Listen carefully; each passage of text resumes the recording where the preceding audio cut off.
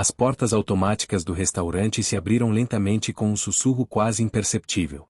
O som das talheres batendo nos pratos e das conversas abafadas preenchia o ambiente como uma trilha sonora despreocupada de um fim de tarde chuvoso. Os clientes, em sua maioria engravatados ou elegantemente vestidos, mal perceberam a entrada do jovem rapaz. Ele usava um moletom desbotado e jeans gastos nas bordas. Os tênis brancos já não eram tão brancos assim. Seus olhos, escondidos por óculos escuros, apontavam para o vazio, mas seu queixo erguido e a expressão firme revelavam uma dignidade silenciosa. Ao seu lado, caminhava um labrador dourado, envergando com orgulho o colete de serviço. Seus passos eram sincronizados, como se o cachorro conhecesse não apenas o caminho, mas também o fardo que aquele jovem carregava. Boa tarde, disse ele com voz calma, estendendo a mão até tocar levemente a borda do balcão de recepção. A hostes, uma moça loira de cabelos alisados e maquiagem impecável, o olhou de cima a baixo, franzindo o nariz. O olhar logo caiu sobre o cão, depois sobre a roupa do rapaz. Ela deu um passo para trás, quase como reflexo involuntário. Senhor, posso ajudar? Sim, por favor. Estou sozinho. Queria apenas almoçar. Um lugar tranquilo. Respondeu ele, com serenidade. O senhor está, com o cachorro? Sim, ele é meu cão-guia. Ela mordeu o lábio, sem saber o que fazer. Virou-se para o gerente, que assistia a tudo da lateral, com os braços cruzados e uma expressão impaciente. Ele se aproximou com passos firmes, vestindo uma camisa social escura e gravata vermelha. Tinha uma presença imponente, mas os olhos revelavam arrogância. Olha, garoto, isso aqui é um restaurante de alto padrão. A gente tem uma política de imagem e higiene. Não podemos aceitar animais no salão, entende? Ele é um cão de serviço. Respondeu o jovem com firmeza. Está na lei. Ah, então agora você vem me ensinar sobre a lei? Debochou o gerente, olhando para os clientes ao redor, que começavam a prestar atenção. Eu conheço essa desculpa. Já vi isso antes. Vocês entram, causam constrangimento, depois processam. Não vai funcionar aqui. O salão, antes cheio de conversas, foi silenciado aos poucos pela tensão. Os olhos curiosos agora se voltavam para a cena. Uma senhora ao fundo levou a mão à boca. Um garçom parou com a bandeja no ar. O jovem respirou fundo, tentando manter o controle. Eu só quero comer. O gerente sorriu de lado. Então vá à praça de alimentação do shopping. Aqui não é lugar para esse tipo de espetáculo. O silêncio foi cortado por um latido firme do labrador, que sentiu o coração do dono acelerar. O cão, educado, não avançou, mas ficou entre o jovem e o gerente, como um pequeno escudo dourado. Foi nesse momento que uma voz feminina surgiu do fundo do salão. Esse rapaz não está pedindo esmola. Ele só quer uma mesa. Era uma mulher na casa dos 50, cabelos grisalhos e olhos firmes. Ela se levantou da sua mesa, caminhando com segurança até o balcão. Eu sou advogada. E esse cão é um serviço legalmente protegido. Se vocês negarem entrada, isso é discriminação. E preconceito. E crime. O gerente perdeu a cor por um segundo, mas manteve a pose. Senhora, por favor. Isso não é da sua conta. Agora é. Porque eu vou registrar. E ele também deveria. Eu não preciso disso, murmurou o jovem, dando um passo atrás. Por favor, sente-se à minha mesa, disse a mulher, tocando gentilmente seu braço. Ninguém aqui precisa ser tratado assim. O cão a reconheceu como confiável e deu um leve sinal ao dono, que assentiu com a cabeça. Eles caminharam juntos até a mesa no centro do salão, passando por clientes visivelmente desconfortáveis com o que presenciaram. Alguns aplaudiram, outros apenas baixaram os olhos, envergonhados. Quando o jovem se sentou, ainda em silêncio, o garçom se aproximou com mãos trêmulas e entregou o cardápio. Pode escolher o que quiser, senhor. É por nossa conta. O gerente, sem saída, apenas se retirou. Mas o que ninguém sabia naquele momento, nem mesmo a advogada, era que aquele jovem não era apenas mais uma vítima de preconceito. Ele era filho do promotor Marcos Ayala, um dos nomes mais respeitados do judiciário da cidade. E tudo aquilo que acabará de acontecer, já estava sendo registrado. Ele apenas não havia contado ainda. Naquela noite, a chuva ainda caía fina sobre os telhados da cidade quando as primeiras postagens começaram a se espalhar pelas redes sociais. Um vídeo curto, gravado discretamente por uma cliente na mesa do canto, capturava o exato momento em que o gerente do restaurante humilhava o rapaz cego e seu cão de serviço. O som abafado da discussão, a postura erguida do jovem, o latido protetor do cão e a intervenção da advogada pareciam cenas tiradas de um filme, mas eram dolorosamente reais. A legenda que acompanhava o vídeo dizia: ele só queria almoçar. O gerente o expulsou por não se vestir bem. O cachorro, um cão-guia. O rapaz, invisível até então. Até quando? Em poucas horas, o vídeo foi compartilhado centenas de vezes. Pela manhã, já estava em páginas de ativismo social, fóruns de acessibilidade e até perfis de personalidades públicas. O restaurante, antes um ponto alto de gastronomia e status, se tornava símbolo de exclusão. Mas enquanto o mundo virtual se inflamava, o jovem manteve o silêncio. Sentado em sua cama, no pequeno apartamento onde morava com a tia aposentada, ele ouvia, um a um, os áudios chegando em seu celular. Filho, você está bem? Eu vi o vídeo, era a voz grave e pausada de seu pai, Marcos Ayala. O rapaz não respondeu de imediato. A voz do pai sempre lhe soava como sentença, firme, sem margem para apelos. Crescer com um promotor renomado como pai não era fácil, especialmente sendo deficiente visual e sempre comparado a uma força que não podia enxergar. Mas agora, o mundo tinha visto. Com um leve comando de voz, ele desligou as notificações. O cão, deitado a seu lado, ergueu as orelhas. Estou bem, Calu. Só, cansado. O cachorro se aproximou, deitando a cabeça no colo do dono. Aquela era sua forma de dizer, estou com você. Horas depois, uma notificação inesperada surgiu. Não era de uma rede social. Era um e-mail, com o brasão do Ministério Público no topo. Assunto: solicitação de comparecimento, coletiva de imprensa. Senhor Ian Ayala, gostaríamos de convidá-lo para acompanhar seu pai, promotor Marcos Ayala, em coletiva a ser realizada nesta tarde no auditório principal do Fórum Central. Entendemos a delicadeza da situação, e seu posicionamento será importante para o encaminhamento de medidas cabíveis. Ian, por um instante, sentiu o peso de seu sobrenome esmagar seus ombros. Ele não queria palco. Queria justiça. O restaurante amanheceu com as portas fechadas. Um cartaz improvisado dizia: fechado para reestruturação interna. Pedimos desculpas pelos transtornos. Mas a multidão em frente parecia não acreditar nas palavras impressas. Jornalistas, defensores dos direitos das pessoas com deficiência, estudantes de direito, ativistas antirracistas e curiosos se aglomeravam diante do prédio de fachada luxuosa. Alguns seguravam cartazes: cegueira não está nos olhos, está na alma, dignidade não exige terno, cães de serviço merecem mais respeito que certos humanos. Dentro do restaurante, o gerente Marcelo andava de um lado para o outro, suando frio. O dono do local, um empresário de fala pausada e olhar calculista, assistia às reportagens com o rosto tenso. Você entendeu o que fez, Marcelo? A cidade inteira está contra a gente. Eu só quis manter o padrão da casa, senhor.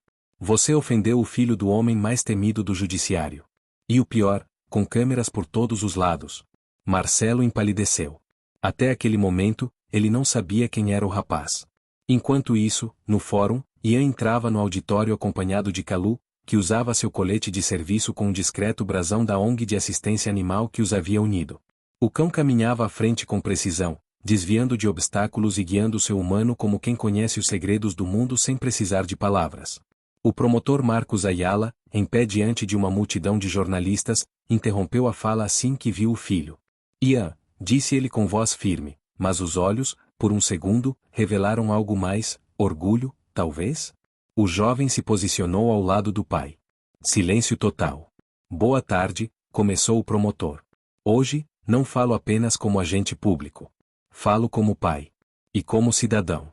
Ele virou-se para o filho, por fim, para os jornalistas. Este jovem homem, apontando para Ian, não é apenas meu filho. Ele é um cidadão com direitos. E foi tratado como lixo em um lugar onde deveria apenas ser atendido. Não pela deficiência, não pela cor, não pela roupa.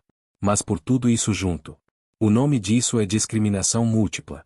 E nós vamos tratar isso com o peso que merece. O clique das câmeras ecoava como chuva de granizo. Ian, em silêncio, apenas assentia. Não queria se expor. Mas sabia que aquele momento era maior do que ele. Abrimos hoje um inquérito contra o restaurante La Terrace e seu gerente, por discriminação racial, capacitismo e descumprimento da Lei Brasileira de Inclusão. E quero deixar claro que nenhum nome salvará quem cometeu esse crime, nem o meu. Que isso sirva de exemplo. Porque meu filho, como qualquer outro, tem direito de existir em paz. O auditório veio abaixo em aplausos. Mas uma pergunta pairava no ar. Por que Ian nunca contou que era filho do promotor? A resposta viria mais cedo do que todos imaginavam, e ela mudaria o rumo da história. A coletiva de imprensa havia terminado, mas o impacto das palavras do promotor reverberava como trovões nos corredores da cidade. As redes sociais estavam em ebulição. O nome de Ian Ayala passou a ser repetido como símbolo de resistência silenciosa, um rapaz cego, negro, educado, que enfrentará o preconceito com a dignidade de quem carrega a dor sem precisar gritar. Mas havia algo que ninguém conseguia entender. Por que Ian nunca havia dito que era filho de Marcos Ayala? Era essa pergunta que alimentava debates nas rádios, nos cafés, nas escolas e até nos grupos de advogados no WhatsApp. Naquela noite, enquanto o país assistia aos telejornais e os repórteres reprisavam o vídeo do restaurante em câmera lenta, Ian caminhava sozinho pelo corredor estreito de casa, guiado por Kalu. Seus passos eram firmes, mas seu coração, pesado.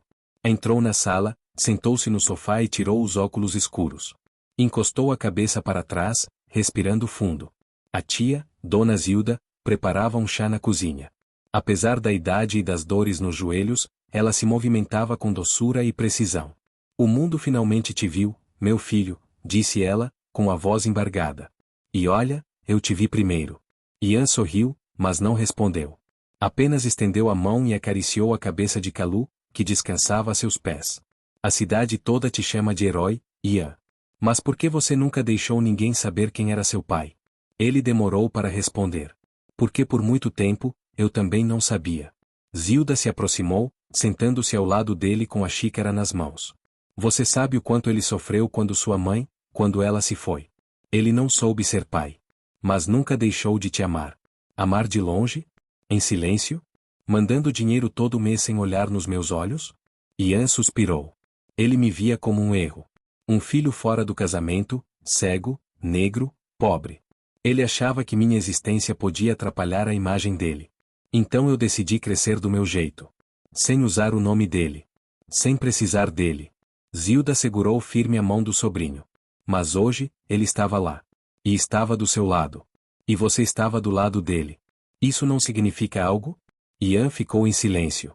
Por dentro, sentimentos antigos se remexiam como brasas de uma fogueira que ele jurava ter apagado. Na manhã seguinte, o telefone do promotor tocou mais cedo do que de costume. Era uma ligação da corregedoria. Doutor Marcos, bom dia. Precisamos conversar sobre um vídeo que acabou de vazar. Vídeo? Uma câmera de segurança dentro do restaurante. Parece que há mais nessa história do que o público viu. Marcos desligou, inquieto.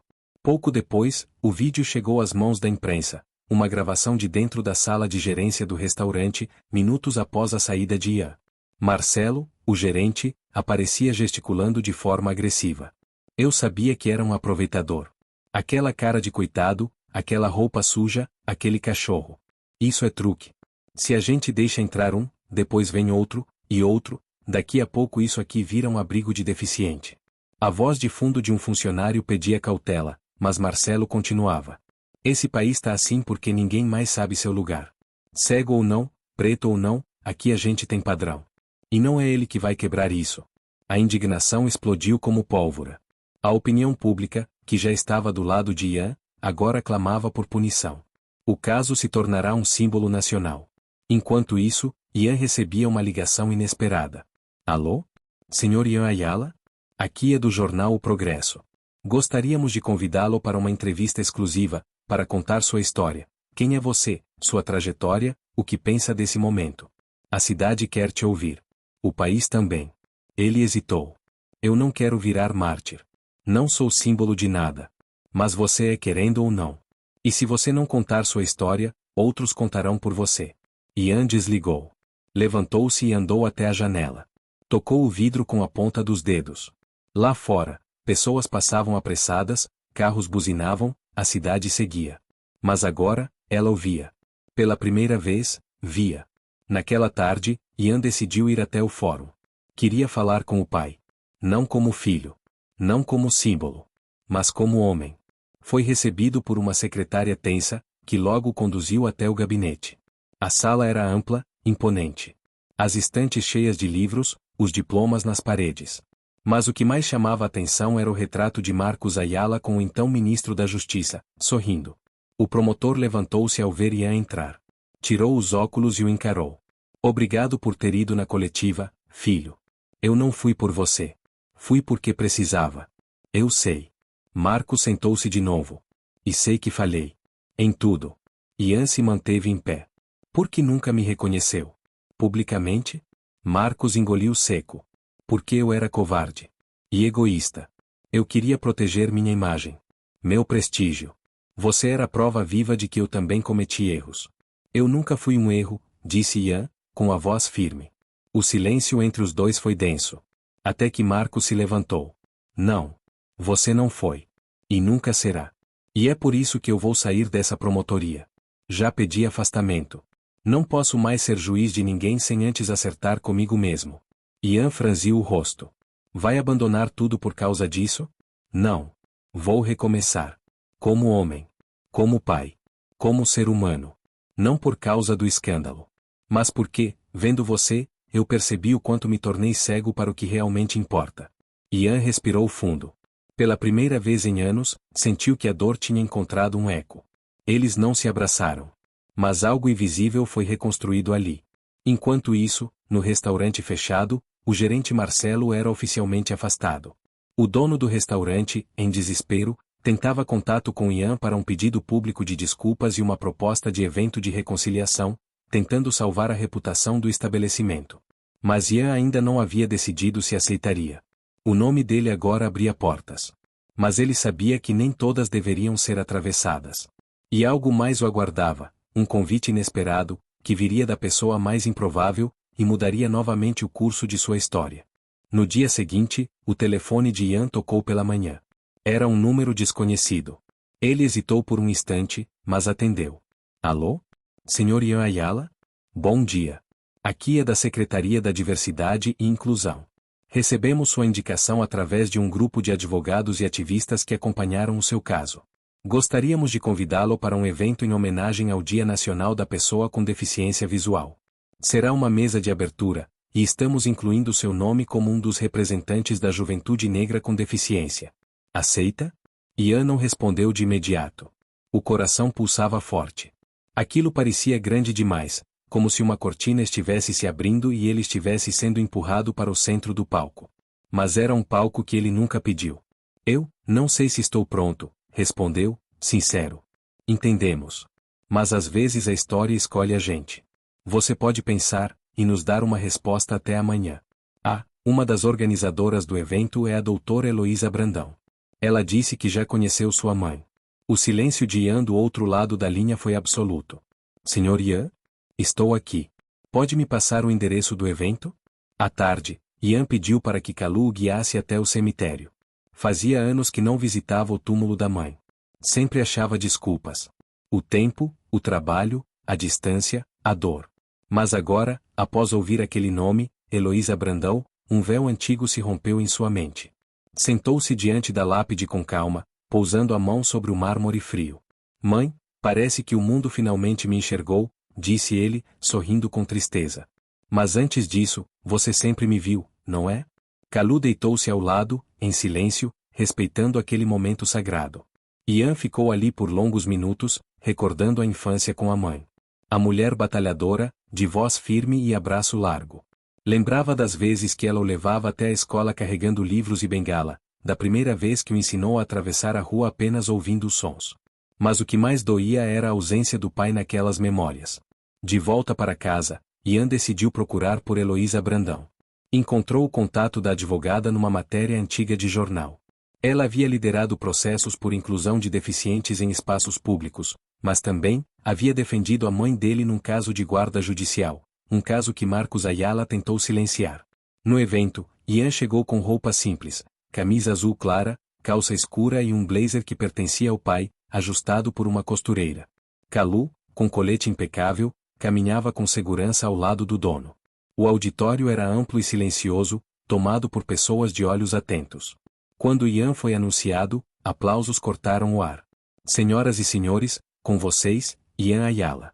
Ele caminhou até o púlpito com passos calmos. Ao seu lado, uma mulher se aproximou para guiar seus últimos passos. Era Heloísa. Obrigada por vir, meu querido, disse ela ao seu ouvido, com ternura. Sua mãe estaria orgulhosa. Ian engoliu seco e assentiu. Pegou o microfone com a mão firme. Kalu sentou-se ao lado do púlpito, em postura de alerta. Eu não estou aqui como símbolo. Nem como mártir. Estou aqui como alguém que cansou de ser invisível. Alguém que aprendeu, desde cedo, que a escuridão não está na falta de luz, mas na falta de olhar. O público silenciou por completo. Até o barulho da rua lá fora parecia ter desaparecido. Nasci cego. Cresci com a pele escura e roupas humildes. E fui ensinado a não incomodar. A não ocupar espaço. A pedir desculpas até por existir. Mas chegou um dia em que isso não foi mais suficiente. Fez uma pausa. Respirou fundo. Quando entrei naquele restaurante, eu só queria comer. Mas fui tratado como ameaça. E se não fosse por uma mulher de coragem, uma estranha que decidiu se levantar, eu teria saído calado, mais uma vez. Ele ergue o rosto, olhos cobertos pelos óculos escuros. Mas eu não estava sozinho. Eu tinha meu cão. Eu tinha minha história. E agora, eu tenho voz. Aplausos ecoaram pelo salão. Logos. Intensos. Quando desceu do palco, Heloísa o esperava com um olhar molhado. Sua mãe me procurou há muitos anos. Pediu que eu lutasse para que você fosse reconhecido legalmente como filho do Marcos. Mas ele se recusou. Eu sei, disse Ian, com voz baixa. O que você não sabe, é que ela deixou uma carta. Pediu que eu só entregasse quando você estivesse pronto. E, olhando para você hoje, eu sei que está. Ela retirou um envelope do bolso interno do blazer e colocou nas mãos dele. Ela escreveu com muito amor. E com muita dor. Ian segurou o envelope como se segurasse o tempo. Como se ali dentro estivessem as palavras que sempre quis ouvir. O papel estava levemente amarelado, com o nome dele escrito em letra firme. Para meu filho, Ian. Posso? Perguntou ele, indicando que queria ler ali mesmo. Claro. Eu espero.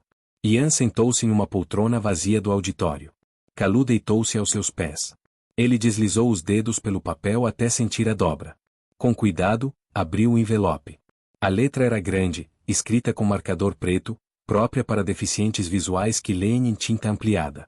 Meu filho. Se você está lendo isso, é porque chegou o dia que eu esperei durante toda a vida, o dia em que o mundo finalmente te ouviu. Você é luz, Ian. Mesmo sem ver, você enxerga o que muitos se recusam a olhar. Sua força, sua calma, sua dignidade, tudo isso me ensinou mais do que qualquer livro. Seu pai teve medo. Medo do que os outros diriam. Medo de perder o que construiu. Mas você, meu amor, você construiu sozinho. Não carrega o nome dele à toa. Ayala não é só dele. É seu também. E você tem direito a esse nome, mas tem ainda mais direito ao seu próprio caminho. Perdoe-o quando puder. Não por ele, mas por você. Eu te amo além da vida. Mamãe. Ian não conseguiu conter as lágrimas. O som da plateia havia desaparecido. Ele estava ali, com a mãe nos dedos e o coração batendo alto como um tambor cerimonial. Heloísa sentou-se ao lado dele, em silêncio. O que vai fazer agora? Perguntou ela. Ian respirou fundo, ainda com a carta entre as mãos. Agora, eu vou aceitar quem eu sou. Filho de uma mulher gigante. E herdeiro de uma história que precisa ser contada. Na saída do evento, uma multidão aguardava. Pessoas com bengalas brancas, cães de serviço, famílias, estudantes de direito. Todos queriam tirar uma foto com Ian. Não como celebridade, mas como referência. E ali, em meio aos flashes e aos abraços, Ian sentiu algo novo, pertencimento. Mas o último capítulo ainda o aguardava. Porque no dia seguinte, uma revelação vinda do próprio restaurante mudaria tudo mais uma vez, e colocaria o nome de Ian Ayala no centro de uma decisão que poderia transformar a legislação do país. A manhã mal havia clareado quando o telefone do promotor Marcos Ayala tocou em sua mesa recém-esvaziada. Ele estava prestes a entregar oficialmente o cargo, os documentos de afastamento já estavam assinados. Do outro lado da linha, uma voz urgente, nervosa, pediu para que ele comparecesse ao Ministério da Justiça. É sobre seu filho, disseram. E sobre um projeto de lei que pode levar o nome dele. Enquanto isso, Ian tomava café da manhã com sua tia Zilda. Ela o observava com carinho, e um pouco de espanto. Desde o discurso no evento, o telefone de Ian não parava. Convites para entrevistas, programas de TV, propostas de ONGs, mensagens de apoio de todo o Brasil. Mas o que surpreendia mesmo era como ele estava diferente. Mais firme. Mais erguido. Mais presente. Você tá com outra postura, Ian, comentou ela, colocando a xícara na mesa. Tô vendo seu pai dentro de você, mas do melhor jeito.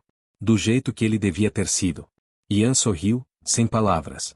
Kalu, deitado ao lado, abanava levemente o rabo, como se aprovasse tudo aquilo. Foi nesse instante que a campainha tocou. Uma funcionária pública, uniformizada, entregou a Ian um envelope. Dentro, um convite oficial. Audiência pública sobre direitos das pessoas com deficiência e combate à discriminação racial em estabelecimentos comerciais.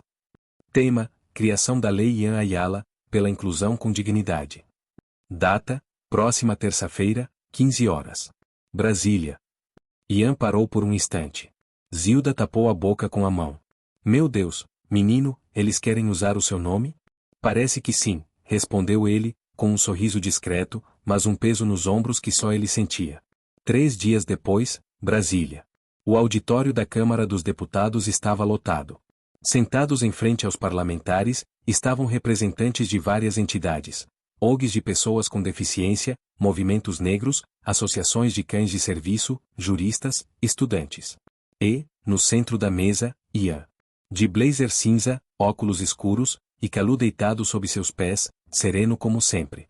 A audiência começou com uma retrospectiva em vídeo do caso. Imagens do restaurante. A coletiva de imprensa. O discurso no evento. E a carta da mãe, agora lida por uma atriz com voz pausada, que emocionou todos os presentes. O relator da proposta tomou a palavra. Senhoras e senhores, estamos diante de algo maior do que um caso isolado. Este país precisa de uma legislação que puna com mais rigor estabelecimentos que discriminem por aparência, condição física ou racial. E acreditamos que esta nova proposta, a Lei Ian Ayala, poderá ser um marco na inclusão digna e no combate à hipocrisia social. Ian foi convidado a falar. O silêncio caiu como um manto sobre a sala. Eu não esperava estar aqui, começou ele. Sempre sonhei em ser ouvido. Mas nunca pensei que seria pelo país inteiro. Fez uma pausa. Quando eu fui barrado naquele restaurante, eu senti o mesmo que senti quando criança, tentando brincar com outras crianças no parquinho do condomínio, que eu era um estorvo. Que eu incomodava. E sabem qual é o problema disso? É que quando a sociedade inteira nos trata assim, chega um dia em que a gente passa a acreditar. Mas eu não acreditei. Ele abaixou a cabeça, emocionado. Não acreditei porque minha mãe me ensinou que quem não enxerga com os olhos, vê com o coração. E porque eu tive um cão que, mesmo sem falar, sempre me disse que eu mereço estar aqui. Kalu deu um latido suave, como se confirmasse a fala. Risos e lágrimas preencheram a sala. Eu aceito que meu nome esteja nessa lei. Mas peço que ela não seja só símbolo. Que seja ação. Que vire punição real. Que vire mudança nas escolas, nos comércios, nas ruas. Porque o preconceito não começa nos gritos. Começa nos olhares. Nos gestos. No silêncio. O aplauso foi de pé. Logo. Carregado de emoção. Dias depois, o projeto de lei foi aprovado com unanimidade na Comissão de Direitos Humanos e seguiu com urgência para votação no Congresso. A Lei Ian Ayala foi aprovada 2 meses depois. A partir daquele momento, qualquer estabelecimento que recusasse atendimento a uma pessoa com deficiência ou cometesse discriminação múltipla, por raça, classe ou aparência, seria multado com valores mais altos, penalizado com suspensão de alvará, em casos reincidentes, passível de sanção criminal. O restaurante onde tudo começou fechou as portas pouco depois. Marcelo, o ex-gerente, ainda tenta recorrer da condenação, mas a sentença é clara: racismo e capacitismo são crimes. Ian não voltou a ser invisível. Mas também não virou celebridade. Recusou programas de auditório, contratos publicitários, aparições exageradas. Continuou a viver com sua tia, caminhando pelas ruas com Kalu, dando palestras em escolas públicas e ONGs, falando com a voz calma que sempre teve. E toda vez que algum jovem negro, com deficiência ou sem, se sentia pequeno diante do mundo, alguém dizia: conhece a história do Ian Ayala? E ali, o ciclo recomeçava. Certa noite, Ian estava sentado em sua antiga cadeira de balanço, ouvindo um audiolivro quando Kalu se aproximou com um envelope na boca. O que é isso, rapaz? Perguntou ele, pegando o papel. Era uma carta. Do pai. Ian. Eu não sei se ainda tenho o direito de me chamar de seu pai. Mas quero dizer que, se algum dia eu tiver o privilégio de ouvir sua voz me chamando assim, já terei ganhado mais do que mereço. Obrigado por ter feito mais pela justiça do que eu fiz em 30 anos. Com admiração. Marcos. Ian sorriu, enxugando uma lágrima. Você viu isso, Kalu? O cão se deitou e repousou a cabeça no colo do dono. A gente não mudou só uma lei. A gente mudou a história. E naquele momento, mesmo sem enxergar, Ian viu o mundo com uma nitidez que nenhum olhar alcança.